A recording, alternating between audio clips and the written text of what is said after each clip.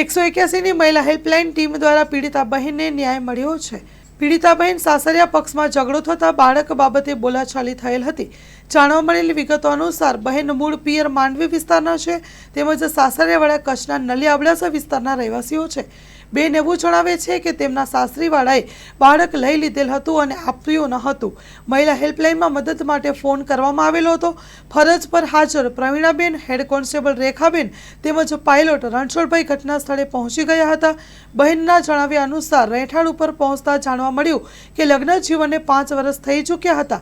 લગ્ન જીવનથી તેમનું 2 વર્ષનું બાળક છે।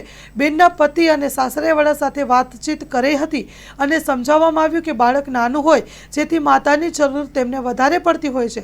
પહેલા બાળક ઉપરનો હક માતાનો બને છે। ઘટના સ્થળે તેમના સમાજના અગ્રણીઓ પણ હાજર હતા। પરિવારજનો અને સદસ્યોની હાજરીમાં રાજી ખુશીથી બાળક અપાવેલ હતું અને પીડિતા બહેનને 181ની મદદથી ન્યાય મળ્યો છે। 181ની ટીમ સરાહનીય કામગીરી કરી ઉત્તમ ઉદાહરણ પૂરું પાડ્યું છે। Story report by Kiran Gori, Bhuj.